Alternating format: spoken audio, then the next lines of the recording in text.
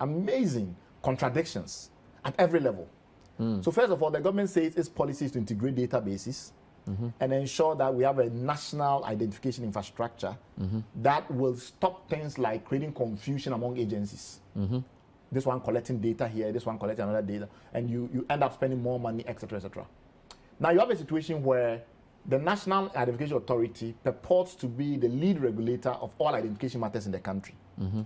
And you have the NCA. But I think that's backed by law. It's not a proportion. I think the law says that. Well, fine. I mean, we will grant them that. Yes. No, of course, if you break things down into greater and greater complexity, it depends on what you mean. But that's fine. So they are the National Identification Authority, and you are trying to register people and ensure that you link their SIM card to the identity properly. So naturally, in that such an exercise, you have an interagency coordination issue. Yeah.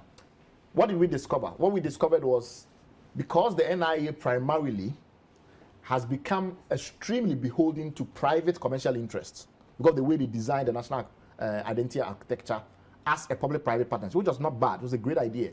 But they had some difficulty thinking through the cost implications. There's nothing wrong having a commercial strategy to back a public interest agenda because it can help with sustainability. So PPPs are great. But when you are doing that, you have to bear in mind that the overall cost will have an effect on whether or not you can actually deliver on public interest. So because of that, the NIA typically operates with half its mind on the commercials. We think that there is too much emphasis on the commercial that it begins to interfere with the ability to look purely at the public interest.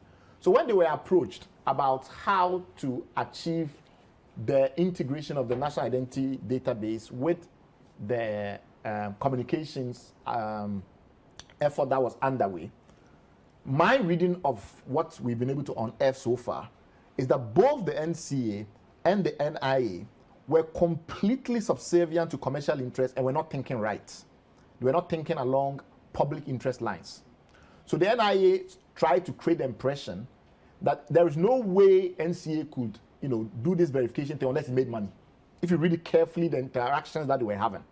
So they said, for instance, well, so the simple issue on the table was you want people to connect their SIM cards to their ID cards. We are going to create a mechanism whereby through USSD, people will indicate interest in re-registration. And obviously now they've made it mandatory. Can they also send their PIN, and then we check their PIN being the PIN of the national ID card, and then we check with their surname and their PIN correspondence, compare the data that you have with the data they are giving that is associated with their SIM card to see if there is parity. That sounds like a very sensible, straightforward thing to do because NIA has spent time not only collecting people's ID data information, but in some respects, it's also even collected people's SIM information during registration.